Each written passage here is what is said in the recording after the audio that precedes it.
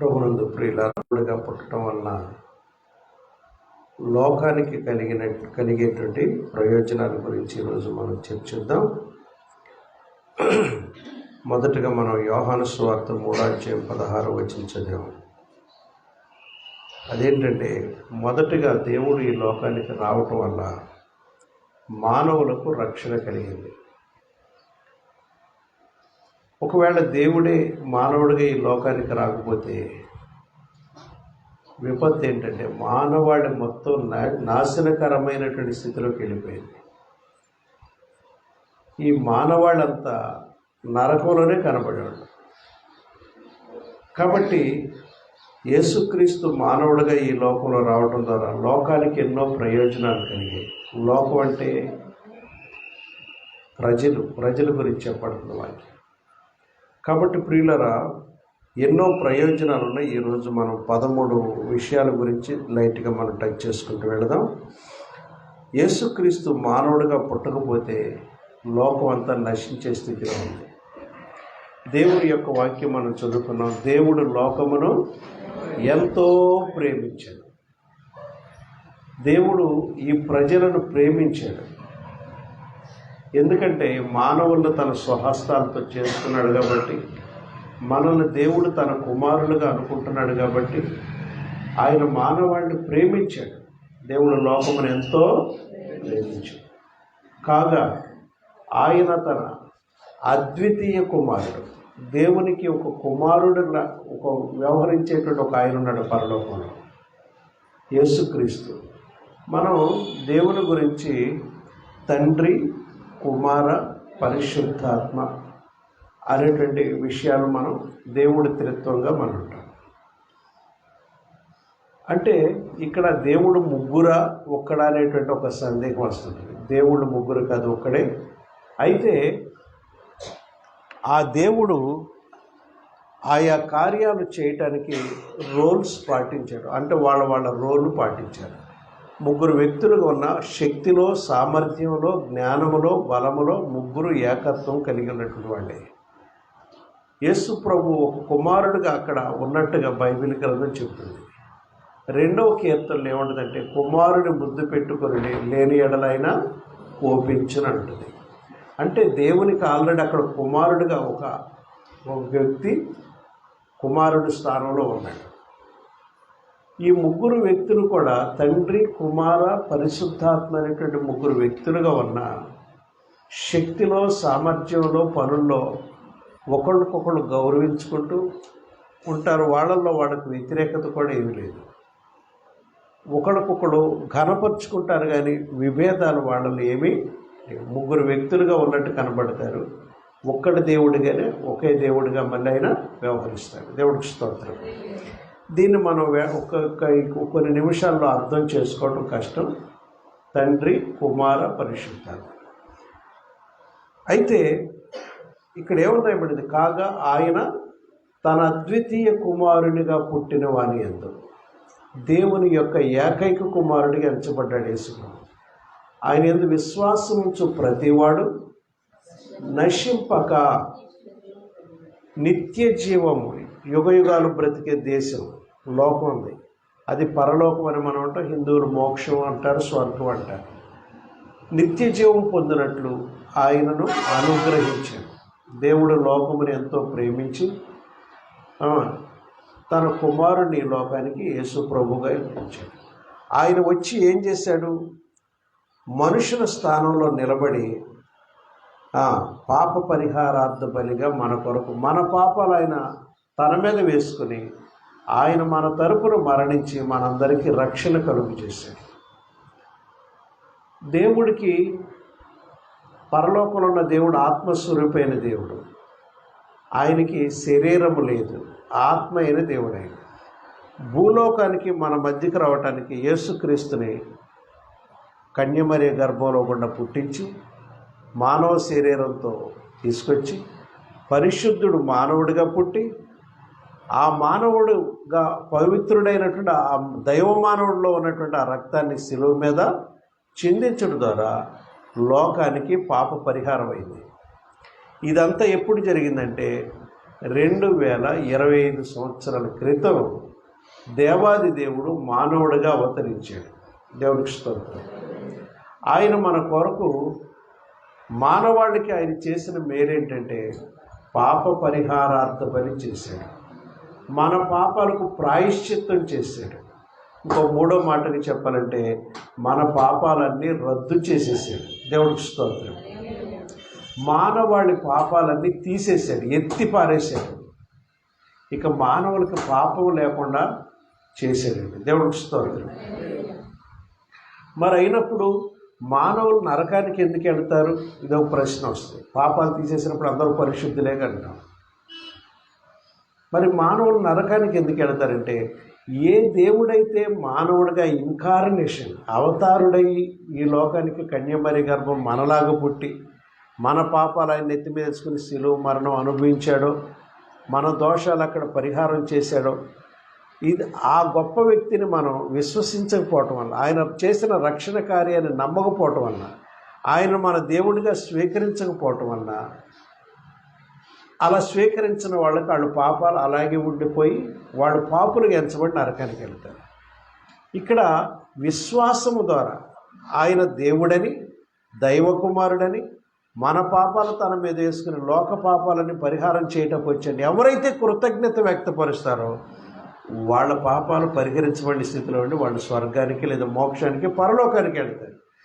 ఆయనను అంత గొప్ప కార్యం చేసి నీ స్థానంలో బలే నీ శిక్షను తీసేసుకుని ఆయన పట్ల కృతజ్ఞత లేక విచ్చలవిడిగా ఆయన గురించి ఆ దుష్ట మాటలు మాట్లాడి ఆయన వెక్కిరించి ఆయన రక్షణ కార్యాన్ని పరిహరించి దేవుడైతే ఎందుకు చచ్చిపోతాడు అని ఇలాంటి వ్యతిరేకత, నీ పాపాల కోసం మరణించిన వారి పట్ల నువ్వు కృతజ్ఞత లేకపోవటం వల్ల వాళ్ళు నరకానికి వెళతారు. కానీ విశ్వసించిన ఎవరు కూడా నరకానికి వెళ్లకుండా దేవుడు చేశారు.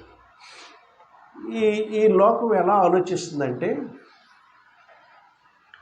మేము పుణ్యకార్యాలు చేస్తున్నాం, పరలోకానికి ఎందుకు వెళ్ళాం? కళ్ళ డాక్టర్ని పెట్టించి లయన్స్ క్లబ్ ఇలాంటివి కొన్ని ఉంటాయి. ఆ కళ్ళ డాక్టర్ని హైర్ చేసుకుని చాలామందికి కంటి వైద్యాలు చేస్తారు. ఎందుకంటే నేత్రదానం గొప్పదానం అంటారుగా.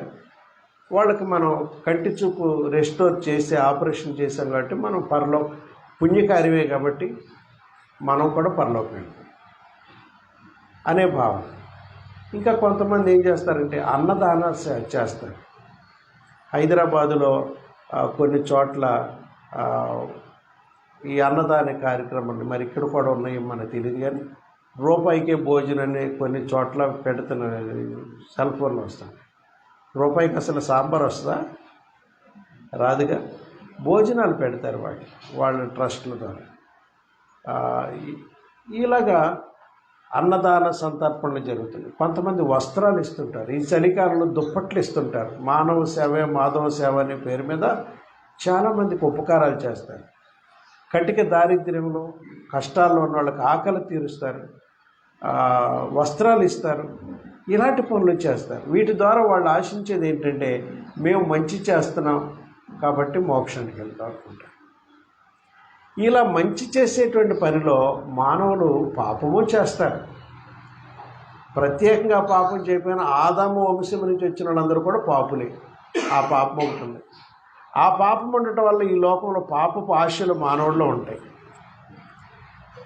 వీళ్ళు పుణ్యకార్యాల ద్వారా మోక్షం సాధించుకోవచ్చని లోకం నమ్ముతుంది. పుణ్యకార్యాలు అందరూ చేయలేరు. డబ్బున్నోడు చేయగలరు. వస్త్రదానం, భూదానం, లేకపోతే గోదానం, లేకపోతే సంతర్పణలు పెట్టడం, నేత్ర వైద్యాలు చేసి, గుండె ఆపరేషన్ చేయించడం, ఇవన్నీ ఉన్నవాడే చేస్తాడు. మరి లేనోడు చేయించలేడు కదా. ఇవన్నీ వాడికి మోక్షం దొరకదు లెక్కని. నువ్వు మంచి కార్యాలు చేసేవాడు పరలోకం వెళ్తాడని వాళ్ళు నమ్ముతున్నారు. మంచి కార్యాలు చేసేంత సత్తు వీడికి లేదు. మరి వీడెక్కడికి వెళ్ళాలి? నరకానికి వెళ్ళాలి. అందుకని దేవుడు ధనవంతులైనా కానీ, కటిక దరిద్రులైనా కానీ డబ్బుతో పని లేకుండా విశ్వాసము ద్వారా ఎలాగమ్మా దైవ కుమారుడు పరలోకా నుంచి వచ్చి కన్యమరి గర్భంలో పుట్టి దివ్యమైన బోధలు చేసి మానవుడి స్థానంలో నిలబడి శిలువ మరణం పొంది పవిత్ర రక్తం చిందించి మన పాపాలన్నీ మోసేసి మన పాపాలు రద్దు చేసిన ఆయన్ని విశ్వసించిన వాడు ధనవంతుడైనా నిరుపేదైనా మోక్షానికి అర్హుడయ్యే విధంగా దేవుడు ఏర్పాటు చేశాడు. దేవుడికి స్తోత్రం.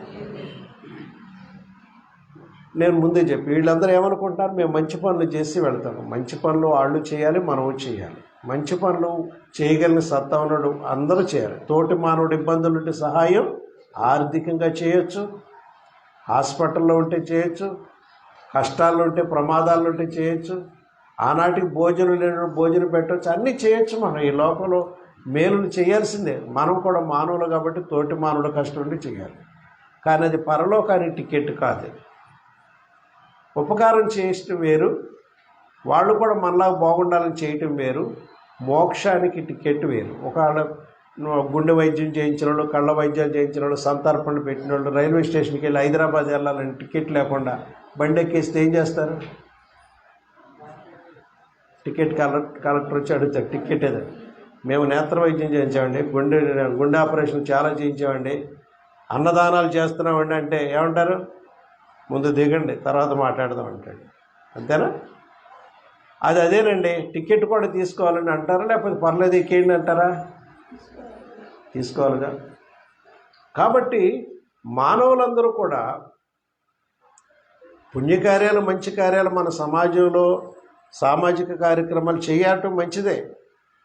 కొంతమంది వేసవకాలం మజ్జిగలు పోస్తారు, మంచినీళ్ళు ఇవ్వటం గొప్ప అనుకుంటే కొంతమంది ఏం చేస్తారు, లీటర్లు పెరుగు తెచ్చి కరివేపాకు, అల్లం రసాలన్నీ కలిపి చాలా టేస్టీగా ఉప్పేసి టేస్టింగ్ చేసి పెడుతుంటారు. మార్కెట్లు ఇక్కడ పెడతారు. మరి ఇప్పుడు పెడుతున్నారు లేదు తెలియదు, కానీ ఆ పెద్ద ఆయన ఉండగా చేశారు. కాబట్టి ప్రియమైన దేవుని బిడ్డలారా, మానవులకు మంచి చేస్తున్నారు. మంచినీళ్ళు ఇచ్చే కుండల దగ్గర మజ్జిగ ఇచ్చి తాగండి అని చాలా చేస్తున్నారు ఉన్నవాళ్ళు. వాళ్ళందరూ ఆశించేది ఏంటంటే, మేము మంచి చేస్తున్నాం కాబట్టి మోక్షానికి వెళ్తాం. మంచి చేయాల్సిందే, కానీ అది మోక్షానికి దేవుడు ఎంచుకున్న మార్గం అయితే అది కాదు. మంచి చేయాల్సిందే, కానీ దాని ద్వారా మన మోక్షం వెళ్ళలేము.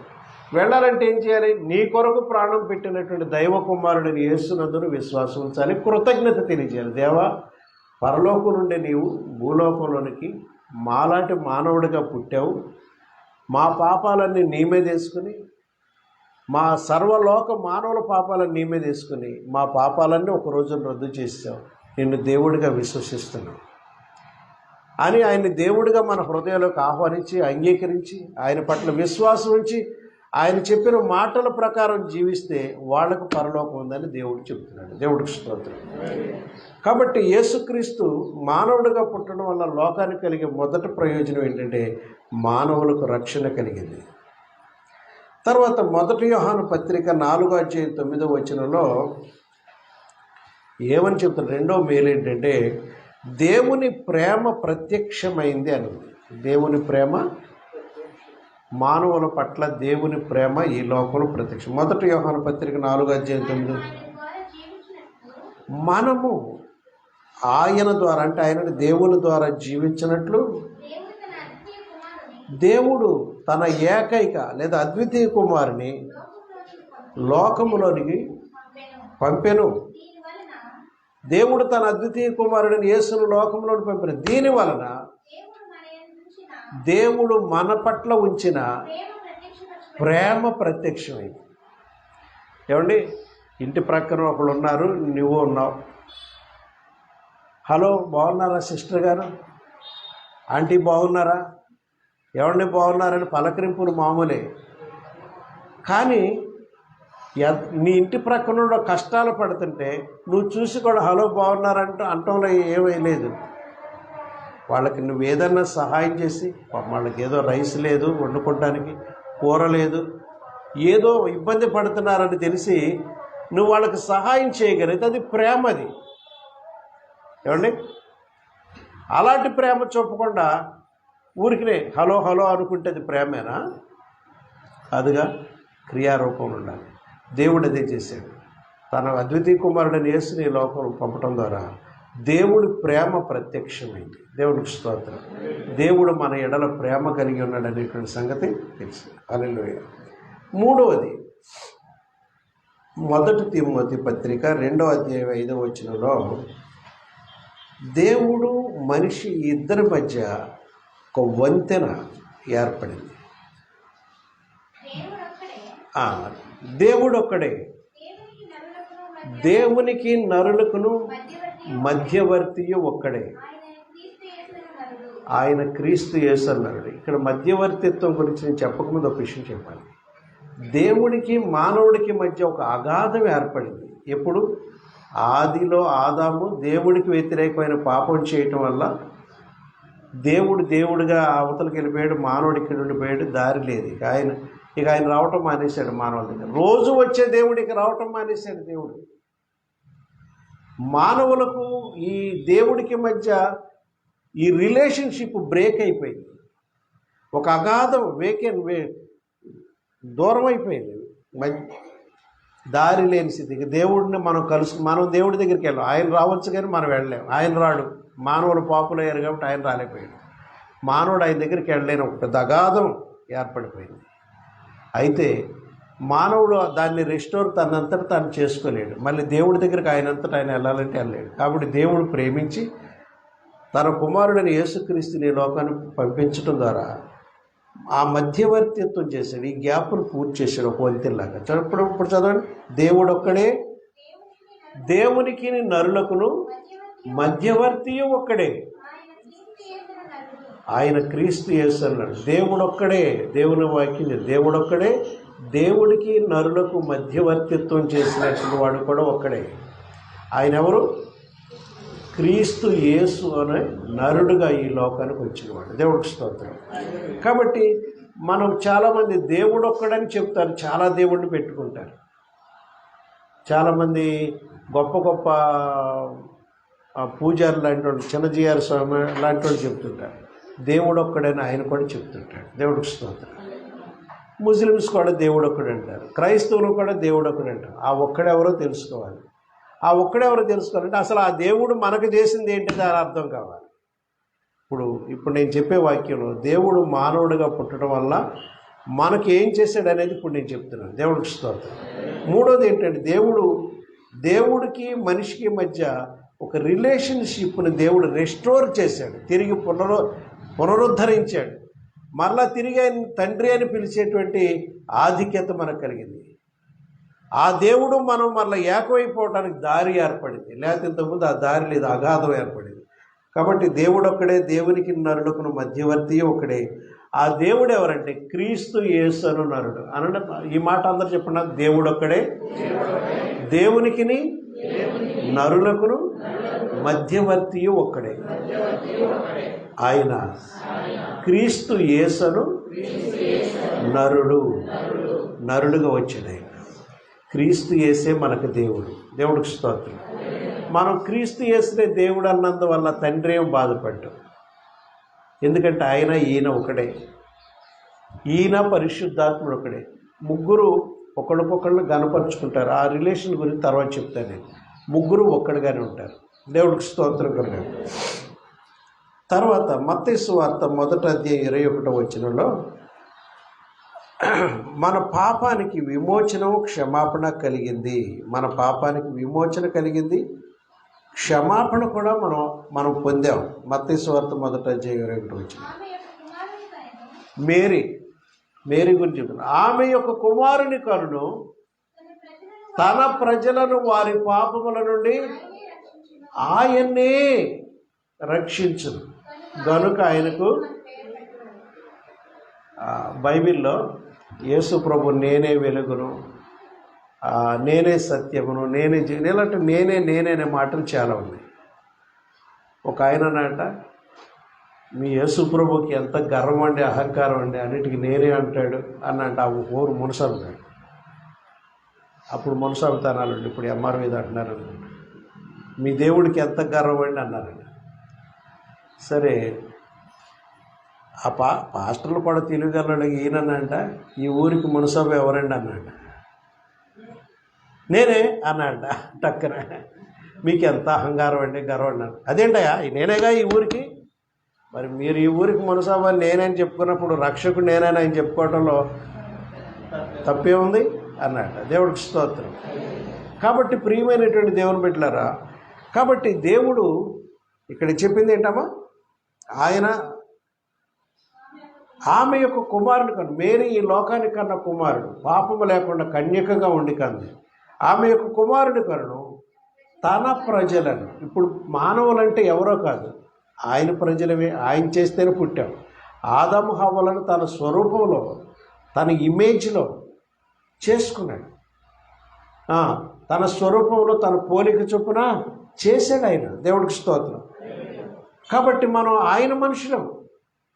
ఆయన తన ప్రజలను వారి పాపముల నుండి, యేసు ఈ లోకాన్ని చేసిన ఉపకారం ఏంటంటే తన ప్రజలను వారి పాపముల నుండి ఆయనే రక్షించును. అంటే యేసు ప్రభు ఇక ఈ లోకానికి రాకముందు చెప్పబడిన మాట దేవునితో వచ్చింది. ఆయనే రక్షించును. ఆయనే రక్షించనంటే ఇంకెవడు రక్షించేవాడు రాలేదు. ఈ దూరస్తులైన, దేవుడికి దూరస్తులై, పరలోకానికి దూరస్తులై, దేవుని సహవాసానికి ఎడమైపోయిన ఈ మానవులను తిరిగి రెస్టోర్ చేయడానికి యేసు ప్రభు తప్ప ఈ లోకానికి ఎవరు రాలేదు. తన ప్రజలను పాపం నుండి ఆయనే రక్షించును కనుక ఆయనకు యేసు అని పేరు. యేసు అనగా రక్షకుడు. మన రక్షకుడిగా పుట్టాడు ఆయన. నీకు రక్షకుడు. రక్షకుడు అనే మాటలు చాలా అర్థాలు కూడి ఉన్న మాట అది. నీకు అన్ని విధాల సంరక్షణ ఇచ్చేవాడు, కాపుదల ఇచ్చేవాడు, భద్రతనిచ్చేవాడు, ఆరోగ్యం ఇచ్చేవాడు, నీ కాపుదల కాసేవాడు. ఎన్నో రక్షణలు ఉన్నాయి దీంట్లో. అన్నీ దీనికి చెందుతాయి. దేవుడికి స్తోత్రం. నేను నరకంలోకి వెళ్లకుండా, ఆరణ్యగ్నిగుండంలోకి వెళ్లకుండా తప్పించాడు ఆయన. నిన్ను పోషించేవాడు ఆయన. నీకు ఆరోగ్యం కలుగజేసేవాడు, నీకు నెమ్మదినిచ్చేవాడు, శత్రువు నుంచి కాపాడేవాడు. అన్ని రక్షణ ఈ యేసులోనే ఉన్నాయి. దేవుడికి స్తోత్రం. తర్వాత యెషయా గ్రంథం 7:14, అలాగే మీకా గ్రంథం 5:2లో దేవుని వాగ్దానాలు నెరవేర్చబడ్డాయి. దేవుడు ఈ లోకానికి రావడంలో కారణం ఏంటంటే దేవుడు ఒకప్పుడు వాగ్దానాలు చేశాడు తన ప్రజలకి, ప్రవక్తల ద్వారా ముందు చెప్పించాడు. యేసుక్రీస్తు ఈ లోకానికి రాకముందే 750 సంవత్సరాలకు ముందు యెషయా అనే ప్రవక్త ద్వారా, అలాగే మీకా అనే ప్రవక్త ద్వారా పలికించాడు కొన్ని మాటలు. చెప్పండి. కాబట్టి ప్రభు అయిన దేవుడు తానే ఒక సూచన చేస్తాడయ్యా లోకానికి. ఆలకించుడి. ఈ మాట యేసు ఈ లోకంలో పుట్టకముందు 750 సంవత్సరాల పూర్వం యెషయా ద్వారా చెప్పాడు. కన్యక గర్భవతి అయి కుమారుని కని అతనికి ఇమ్మానుయేలు అని పేరు పెట్టబడను. ఇమ్మానుయేలు అను పదమునకు భాషాంతరంగా ఏంటంటే అర్థం, మీనింగ్ ఏంటంటే దేవుడు మనకు తోడని అర్థం. దేవుడికి స్తోత్రం. ఒకప్పుడు దేవుడిగా పరలోకంలో ఉండేవాడు, మానవాళికి ఉండిపోయింది. ఎందుకంటే గ్యాప్ ఏర్పడిపోయింది. ఇప్పుడు దేవుడు వాళ్ళకు తోడుగా ఉండటానికి దిగొచ్చాడు. దేవుడికి స్తోత్రం. ఇప్పుడు దేవుడు ఎవరితో ఉండటానికి ఇష్టపడుతున్నాడు? తన బిడ్డలతో ఉండటానికి ఇష్టపడుతున్నాడు. ఇంతకు ముందులాగా ఆయనకి మనకి గ్యాప్ రాలేదు. దేవుడికి స్తోత్రం. కాబట్టి ఇప్పుడు ఇంకొక మాట చెప్పాలి. గ్యాప్ వచ్చిన సందర్భంగా సర్వమానవాళ్ళని దేవుడిని కలుసుకుంటే ఆతృత పడుతున్నారు, అన్వేషణ చేస్తున్నారు. అన్వేషణ దాని గురించి మాసిలమండ గారు రాశాడు.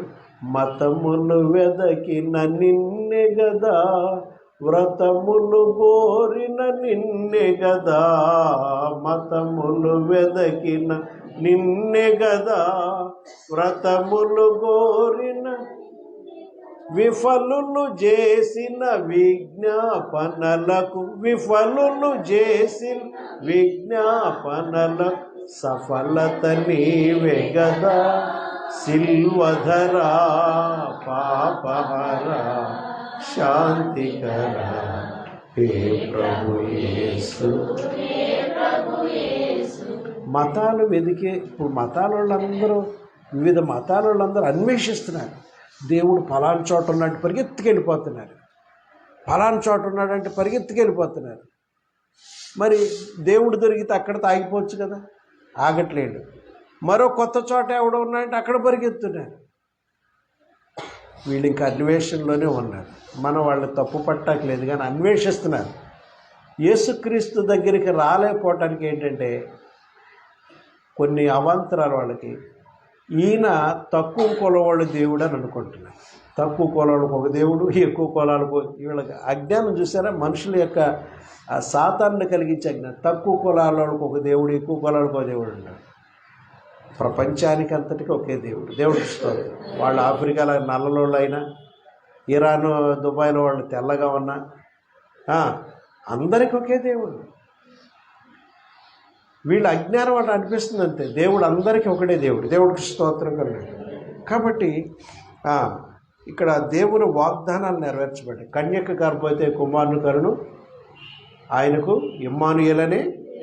మీకా గ్రంథం 5:2 కూడా చదవండమ్మా. ఎక్కడ పుడతాడో మీకా చెప్పాడు. బెత్లెహేము ఎఫ్రాతా, నీవు యూదా ప్రధానుల్లో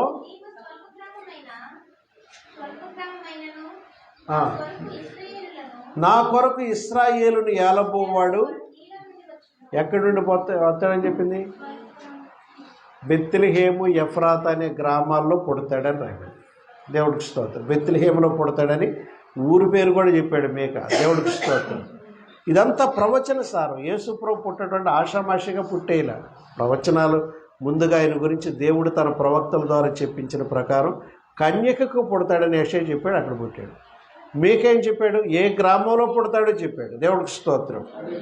ఇప్పుడు యేసుప్రభు పుట్టినప్పుడు బెత్లెహేములో జనాభా లెక్క రాయించుకుంటూ వచ్చినప్పుడు అక్కడ పుట్టేశాడు ఆయన. మళ్ళీ తిరిగి వాళ్ళు నజరేతుకి వెళ్ళిపోయారు. నజరేతులో పెరిగాడు యేసుప్రభు. కాబట్టి రక్షకుడు దైవ కుమారుడు యేసు ఈయనేనని తర్వాత చెప్తే కొంతమంది నమ్మరు. నజరేతులో నుంచి వచ్చిన వాడు ఎలా దేవుడు అవుతాడని కొంతమంది శిష్యులే నమ్మలేదు మొదట్లో. నజరేతులోంచి మంచిదేదైనా వస్తుందా? నజరేతులోంచి వస్తుందని లేదు కదా దేవుడు, ఎందుకు నమ్మరు? అప్పుడు ఆయన అంటాడు, వచ్చి చూడండి ఒకసారి ఆయన దేవుడో కాదో అంటారు. దేవుడికి స్తోత్రం. యేసు ప్రభు మేరీ ప్రెగ్నెంట్ అయి ఉన్నప్పుడు యోసేపు తీసుకొచ్చి జనాభా లెక్కలు రాయించుకున్నారు. వీళ్ళు ఎంటర్ చేశారు వాళ్ళ పేర్లు. ఎక్కడుండగానే పుట్టాడు కాబట్టి బెత్లెహేములో ఈయన పేరు కూడా ఎంటర్ చేశారు. మళ్ళీ తిరిగి వాళ్ళు వృత్తి చేసుకునే ఊరు నజరేతు, ఉత్తర ఇజ్రాయేల్. వాళ్ళు 160 కిలోమీటర్లు నడిచి వచ్చారు. అక్కడి నుంచి నజరేతు నుంచి బెత్లెహేము నడిచి వచ్చి తిరిగి మళ్ళీ కొంతకాలానికి మళ్ళీ అక్కడికి వెళ్ళిపోయారు. కానీ నజరేతులో పెరగటం వల్ల ఈ నజరేతులో ప్రవచనాలు లేవు. మరి ఆయన ఎలా దేవుడు అవుతాడని కొంతమంది నమ్మలేదు. ఎందుకంటే జన్మ ఇక్కడ ఆల్రెడీ జరిగిపోయింది. దేవుడికి స్తోత్రం కలుగుతుంది. సరే, మంచిది. తర్వాత 6వ విషయం ఏంటంటే మనుషులకు జీవన మార్గదర్శకత్వం లభించింది. అంటే ఎలా నడవాలో అన్నీ కూడా దేవుడు చూపించాడు. 1 పేతురు పత్రిక 2వ అధ్యాయం 21వ వచనం చూద్దాం. ఏం చేశాడు యేసు ప్రభువు చూద్దాం. మానవుడు ఎలా నడవాలో ఒక దారి చూపించాడు ఆయన. చూడమ్మా, 1 పేతురు 2:21. క్రీస్తు కూడా మీ కొరకు బాధపడి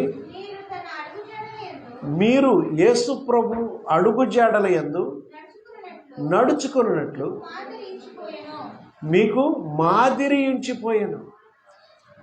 మోడల్ చూపించాడు. ఒక మానవుడిగా పుట్టి మానవులందరూ ఈ మోడల్లో నడవాలి, ఇంత పవిత్రతగా నడవాలి. ఏమండి అబ్బాయి అప్పలసా వింటున్నావా, నిద్రపోతున్నావా? యేసు ప్రభు ఒక మోడల్. మానవ జాతికి అందరికీ కూడా ఇలా నడవాలి మనిషి అంటే, ఇలా ఉండాలంటానికి ఒక మాదిరి లైఫ్ చూపించాడు. అది మళ్ళీ చదవమాట. క్రీస్తు కూడా మీ కొరకు బాధపడి మీరు ఆయన అడుగుజాడల్లో నడుచుకున్నట్లు మీకు మాదిరి చూపించాడు. ఆయన పాపము చేయలేదు. ఆయన నోట ఏ కపటమును కనబడలేదు. ఆయన్ని తిట్టారు, తిరిగి ఆయన తిట్టలేదు. ఆయన శ్రమ పెట్టబడ్డాడు కానీ బెదిరించలేదు. ఇలాగ అయిపోతావు అలా అయిపోతావు అని కూడా అనలేదు. న్యాయముగా తీర్పు తీర్చు దేవునికి తను తాను. ఇప్పుడు మనం ఏం చేయాలి? మనకి ఎవడన్నా అన్యాయం చేశాడు అనుకోండి, ఏం చేయాలి? మనం న్యాయంగా తీర్పు తీర్చే దేవుడికే మనం అప్పగించుకోవాలి. మళ్ళీ ఆడ కొట్టాడని మనం కొట్టేయటం, మనం ఏదో చేశాడని చేసేయటం కాదు. ఒక మాదిరి లైఫ్ను మనకు చూపించింది. కాబట్టి ఈ మాదిరి మనం అందరం కూడా అనుసరించడానికి ఒక మాదిరి మోడల్ లైఫ్ నరులందరూ ఇలా నడవాలని దేవుడు ఒక మాదిరిని యేసుక్రీస్తు వారి లోకానికి ఇచ్చాడు. దేవుడికి స్తోత్రం కలుగాలి. కాబట్టి మనుషులకు జీవన సంబంధమైన మార్గదర్శకత్వం లభించింది. మనం తన అడుగుజాడలు ఎందుకు నడుచుకున్నట్లు మనకు మాదిరి ఇచ్చాడు. కాబట్టి యేసు చూపిన మాదిరిలో మనం నడిస్తే నిజమైనటువంటి మంచి మానవులుగా ఉంటాం. ఇప్పుడు మా పాస్టర్లు కూడా పాస్టర్ ఫెలోషిప్లు ఉన్నాయి. దానికి ఒక ప్రెసిడెంట్ ఉంటాడు. అక్కడక్కడ గుంటూరులో, విజయవాడలో, గూడెవాడలో, ఏలూరుపాడులో అక్కడక్కడ కొంతమంది పాస్టర్ ఫెలోషిప్ నాయకులు తెలివైన మీకు ఏదన్నా చర్చ ఎవడన్నా కూలగొట్టాడా, మిమ్మల్ని ఎవడన్నా ముట్టుకున్నాడా, మాకు చెప్పండి, ఫోన్ చేయండి, మేము వచ్చి కేసు ఎట్టి మేము నిలబెడతాం, కేసులు రిజిస్ట్రేషన్ చేస్తాం, వాళ్ళని బుద్ధి చెప్పి ఏదో చెప్తారు. అసలు దేవుని వాక్యం ఏం చెప్తుంది? యేసు ఎలా బ్రతికాడో అలా బ్రతకండి అంటాడు. కొట్టినోళ్ళు కొట్టకుండా, తిట్టినోళ్ళు తిట్టకుండా మీరు భరించి మోకరించి ప్రార్థన చేసుకుంటే దేవుడు రంగంలోకి దిగి ఆయన చేయాల్సింది చేస్తాడు. వీళ్ళేం చేస్తున్నారు? అంత ఓర్చుకోలేక ఒక ప్రెసిడెంట్ని ఎట్టేసుకుని మీరు మా పట్ల పోరాడండి, మీరు ఎలా చేస్తే అలా చేద్దాం, రోడ్డు కట్టకి నిలబడి ధర్నాలు చేద్దాం, రైళ్ళు ఆపేద్దాం, బస్సులు ఆపేద్దాం, మాకు న్యాయం జరిగేదాకా ఆ స్థితిలోకి వచ్చేసారు. కష్టాలు తట్టుకునే స్థితిలో లేరు. అందుకనే మీరు చూసుకుంటే నేను మాట్లాడకుండా మౌనంగా ఉంటాను. దేవుడు కూడా సైలెంట్ అయిపోయాడు. దేవుడు కార్యాలు చేయటంలా. అమ్మాయి కుమారమ్మ నిద్రపోతున్నా, దేవుడు ఇప్పుడు కార్యాలు చేయలేకపోవడానికి కారణం ఏంటంటే మేము చూసుకుంటాం, మీరు అక్కడే ఉండండి, మేము చూసుకుంటాం, మా పని మేము చూసుకుంటాం అని వీళ్ళు అంటున్నారు. కాబట్టి దేవుడు ఏ చర్య తీసుకోకుండా మౌనిగా అయిపోయాడు. వీళ్ళే కనుక శ్రమలు పడి సహించి ప్రభువా ఏంటి మా సంగతి అని వీళ్ళు దేవుడికి అప్పగించుకుని ప్రార్థన చేస్తే ఈ పాటికే ఇండియా ఎప్పుడో మారిపోయేటట్టు దేవుడు చేసేవాడు. దేవుడికి స్తోత్రం. చప్పట్లు కొట్టిన దేవుడికి. దేవుడు రంగంలోకి దిగాలంటే మన ప్రయత్నాలు మానేసేసి కూర్చోవాలి. ఏ ప్రయత్నాలు? మాకు అన్యాయం జరిగిందని గొగ్గోలు పెట్టుకుని ఆ అన్యాయం మీద దేవుడికి చెప్పుకుని మౌనం ఉంటే దేవుడే ప్రధానులను, అధికారులను, న్యాయకులను కూడా మార్చే శక్తి చేస్తాడు. ఇప్పుడు బబులోను దేశంలో 3 అగ్నిగుండంలో ఇసిరేసాడు రాజు. ఒక విగ్రహాన్ని మొక్కమన్నారు, వాళ్ళు మొక్కమన్నారు. రే వీళ్ళు నా మాట ధిక్కరించారా, వీళ్ళని తీసుకెళ్ళి అగ్నిగుండంలో ఇసిరేయండి అన్నాడు. వాళ్ళ మీద ఉన్న వస్త్రాలు కూడా తీయకుండా ఉన్నపాటు వేసేయండి అంటే 6 వచ్చి ఒకడు ఒక చెయ్యి ఒక కాలు, ఒకడు ఒక చెయ్య కాలు, 6 వచ్చి 3 ఇలా ఊపి ఇసిరేశారు అగ్నిగుండంలో. అక్కడ దైవ కుమారుడు ఆల్రెడీ అక్కడ ప్రత్యక్షుడై ఈడ పడేవాళ్ళని అక్కడ పట్టుకుని నిలబెట్టి ఆయన ఈ 4 తిరుగుతున్నారు అగ్నిగుండంలో. వాళ్ళకి అగ్నిగుండం ఏం చేయలేదు. రాజు చూశాడు పైనుంచి, ఏంట్రా మనం వేసిన 3 కాదు అక్కడ 4వ వాడు ఉన్నాడు ఏంట్రా అన్నాడు. అవునండి, పెద్ద ప్రకాశవంతమైన ఒక ఆయన ఉన్నాడు దాంట్లో అన్నాడు. మనం అగ్నిలో ఇస్తే వాళ్ళు కాలేదు, విసిరినోళ్ళు చచ్చిపోయారా 6 బలవంతులు. విసిరినోళ్ళు చచ్చిపోయారు, అగ్నికేళ్ళు వచ్చి వీళ్ళు కాల్చేసి నీళ్ళు చచ్చిపోయారు, ఆడు బతికున్నారు. అంటే ఆడ దేవుడు గట్టివాడు అనమాట. ఓ షడ్రకు మేషకు అబద్ధం మీరు బయటికి రండి, బయటికి రప్పించి ఇదిగో వీళ్ళ దేవుడే కరెక్ట్ అయిన దేవుడు, మనం చేసిన తప్పు ఈ విగ్రహాన్ని మొక్కొద్దిక, వీళ్ళ దేవుడిని మొక్కకుండా ఏ దేవుడిని పెట్టుకుంటే వాళ్ళ ఇల్లు పెంట కుప్పలకు చేసేస్తాం, వీళ్ళ దేవుడే కరెక్ట్, నేను మీరు అందరూ కలిపి ఈ దేవుడిని మొక్కుతామని వాళ్ళందరూ ఒక్క దెబ్బనే బబులోను సామ్రాజ్యం అంతా దేవుడి వైపు తిరిగిపోయింది. దేవుడికి స్తోత్రం. ఇది కదా ఒక పాస్టర్స్ ఫెలోషిప్ నాయకులు మిగతా చిన్న పాస్టర్లు నేర్పాల్సింది ఇది కదా. ఏమంటే ఎంతేనా? కొన్నాడు జ్ఞానం లేనోడు, బలం లేనోడు, మరి పెద్ద నాయకులు ఉన్నవాళ్ళు ఏమి నేర్పాలి? మిగతా చిన్న పాస్టర్లకి రే మనం అందరం మీటింగ్ వేసుకుని ప్రార్థన చేద్దాం, మోకాళ్ళ మీద ఉందాం, ఉపవాసం ఉందాం, దేవుని చేయి కదలాడేటట్టు చేద్దాం. మనంతటా మనం ఏం చేయలేం, ప్రభుత్వాలను ఏం చేయలేం, నాయకులను ఏం చేయలేం, అధికారులు ఏం చేయలేం, బలవంతులు ఏం చేయలేం. మనం ప్రార్థన చేసుకుందాం అని అంటే ఈ పాటికే దేవుడికి పెద్ద చర్యలు జరిగించేసేవాడు. ఇండియా ఇంతవరకు మారిపోయి దేవుడికి స్తోత్రం. కాబట్టి దేవుని యొక్క శక్తి సామర్థ్యాలు లోకంలో తెలియాలంటే మనం కొంత సహించాలి. వాడు కొట్టిన దెబ్బ సహించాలి. యేసు మాదిరి చూపించాడు చూసారా? కొట్టిన వాళ్ళు కొట్టకుండా, తిట్టిన వాళ్ళు తిట్టకుండా ఎలా అయితే మాదిరి చూపించాడు, అలా మాదిరి చూపించినప్పుడు ఎదటి వ్యక్తిని కూడా దేవుడు మారుస్తాడు. దేవుడికి స్తోత్రం. తర్వాత హెబ్రీలకు రాసిన పత్రిక 4:15 మన బలహీనతలను ఆయన అర్థం చేసుకోగలవాడు. యేసు ఈ లోకాన్ని రావడం వల్ల ముఖ్య కారణం ఏంటంటే ఆయన మన బలహీనతలను ఏం చేశాడమ్మా? మన ప్రధాన యాజకుడు మన బలహీనతల యందు మనతో సహా అనుభవం లేనివాడు కాడు గాని సమస్త విషయముల్లోనూ మన వలనే శోధించబడినను. అవును, ఆయన పాపము లేనివాడు. మన ప్రధాన యాజకుడిగా పిలువబడ్డాడు ఆయన. మన బలహీనతలు ఎక్కడ మనం బలహీన పడతామో ఆయన కూడా తెలియదు. ఎందుకంటే ఆయన కూడా శరీరాన్ని ధరించుకుని మానవుడిగా పుట్టి 33.5 సంవత్సరాలు ఈ లోకంలో ఉన్నాడు కాబట్టి నీకులాగా ఆకలి బాధ తెలుసు, ఆయన నీకులాగా అలసట తెలుసు. మానవులకున్న ప్రతి సమస్య ఆయన కూడా నరావతారికి వచ్చిన యేసుకు తెలుసు. ప్రభా నువ్వు ఎక్కడ ఉన్నావు దేవుడు, మా కష్టాలు నీకేం తెలుసు అంటాం మనం కొన్నిసార్లు. కానీ మన ప్రధాన యాజకుడిగా పిలువబడే యేసు మన బలహీనతల యందు మనతో సహానుభవము లేనివాడు కాడు. మనతో సహా అనుభవం. మనం ఈ భూలోకంలో ఎన్ని సమస్యలు పడుతున్నామో, ఈ చలి తెలుసు, ఎండ తెలుసు, అన్నీ తెలుసాయి. ప్రభా నువ్వు ఎక్కడ ఉన్నావు, మా బాధ నీకేం తెలుసు, మా ఆర్థిక ఇబ్బంది నీకేం తెలుసు అంటే.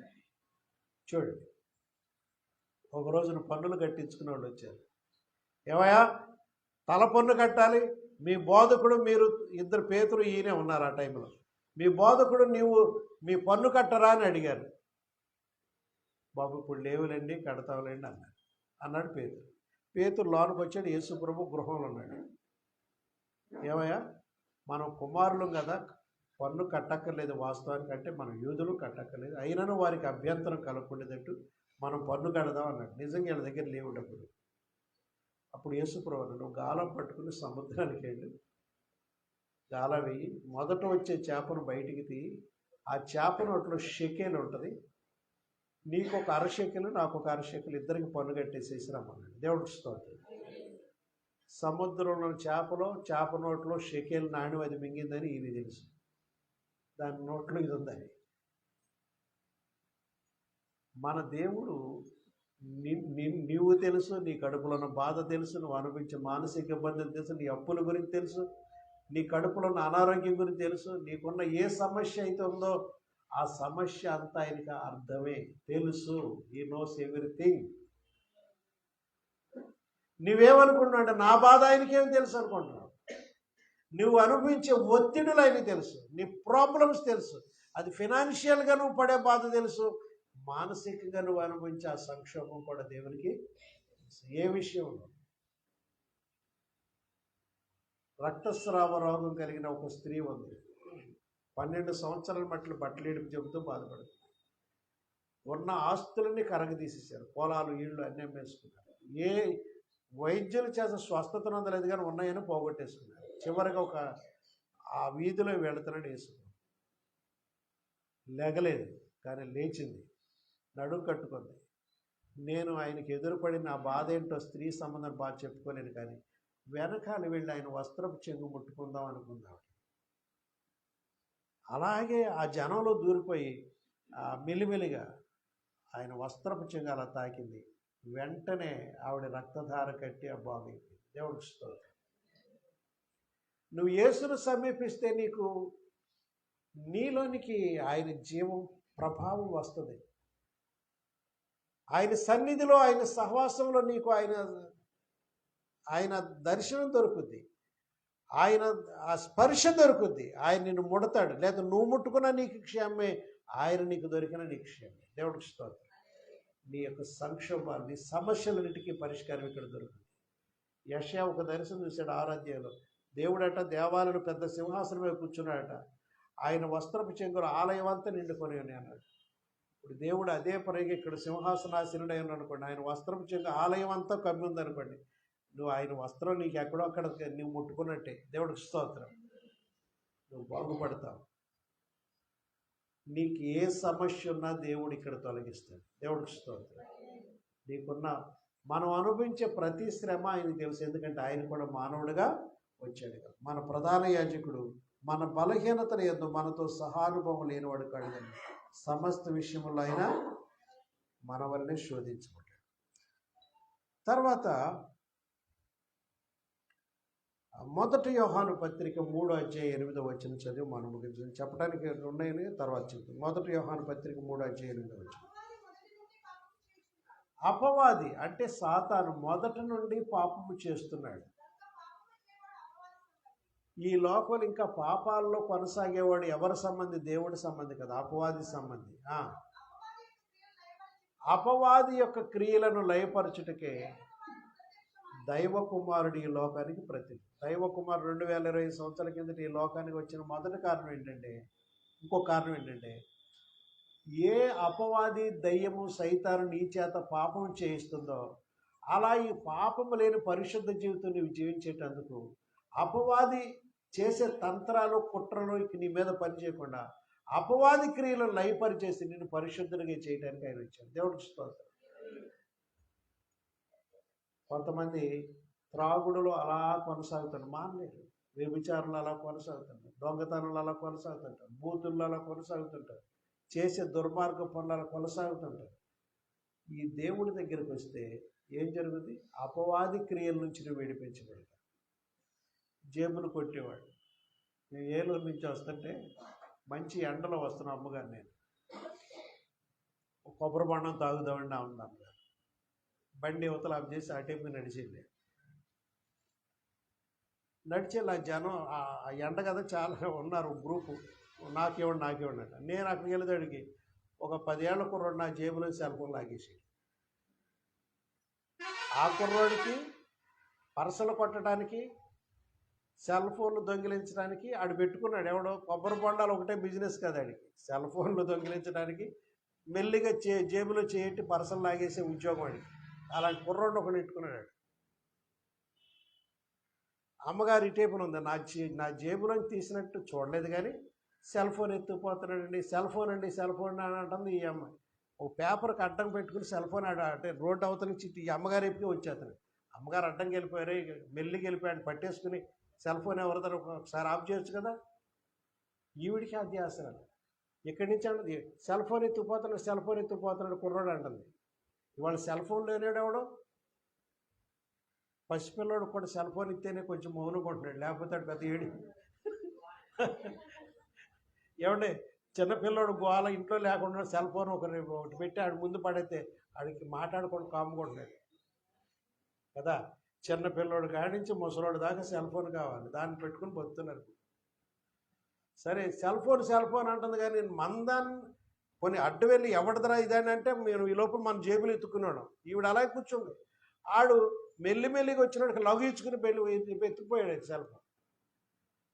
సరే ఆడన్నాడు కొబ్బరి బొండాలుడు అన్నాడు, సెల్ ఫోన్ ఎత్తుకుంటే లేదు మంది. ఏమయ్యా కొబ్బరి, సరే ఆగండి మీరు, నేను ఏరియా అంతా తెలుసు, ఒకడినిచ్చి పంపిస్తాను మీకు జత, ఎంత ఏరియా అంతా ఎక్కడొక్కడ దొరుకుతాడు అన్నాడు. ఆ కుర్రోడు తెలుసు, ఆ కుర్రోడు తెలుసు అన్న, కుర్రోడు తెలుసు అంటే మరి ఆడ ఇల్లు ఎక్కడ చెప్పమంటే అట్టండి ఈ చూద్దాం అని నన్ను ఒక 5-6 మైళ్ళు తిప్పి తీసుకొచ్చారు.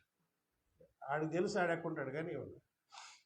సరే ఒక ఆయన తెల్ల పంచి దోస్తి డ్రెస్ వేసుకున్నాడు ఒకడు వచ్చి, నా బాధ టెన్షన్ బాధ ఏంటంటే 10,000 రూపాయలు సెల్ పోయిందని కాదు నాకు, దాంట్లో 800 కాంటాక్ట్ నెంబర్లు ఉన్నాయి.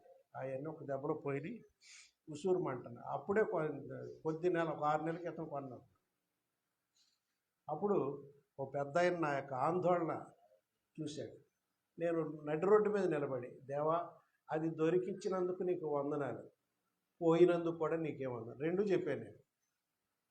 ఆ సెల్ ఫోన్ దొరకనిచ్చినందుకు నీకే కోట్ల కొలది వందనాలు, అది పోయినందుకు కూడా నీకు వందన. నేనేం చేయాలి? పోయినందుకు నీకేమందను, దొరకనిచ్చినందుకు కూడా నీకేమందనని నిండు మనసుతో ఇక నేనేం చేయలేక అది చెప్పేసి ఒక తెల్ల బట్టలు ఆయన వచ్చి, మీరు పోలీస్ స్టేషన్కి వెళ్ళి కేసు ఎట్టరండి. నేను ఎందుకు చెప్తున్నాను ఏనండి అంటున్నాడు ఆయన ముసలాయన.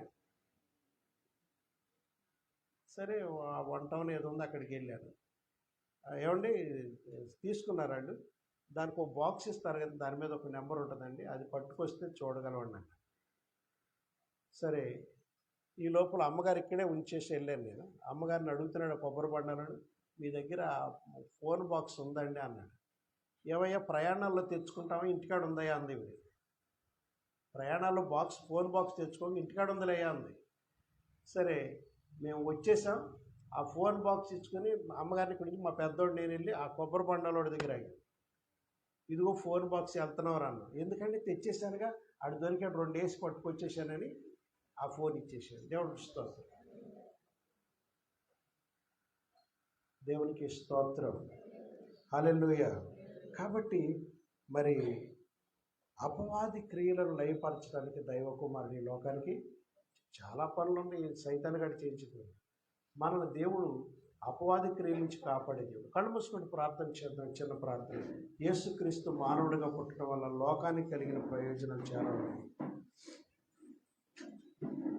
ఆయన మానవులకు ఆయన ద్వారా రక్షణ కలిగింది. దేవుని ప్రేమ ఏంటో ఈ లోకానికి అర్థమైంది. దేవుడికి మనిషికి మధ్య ఒక రిలేషన్షిప్ వంతెన ఏర్పడింది, మధ్యవర్తిగా వచ్చాడు. పాపానికి విమోచన, పాపక్షమాపణ దొరికింది.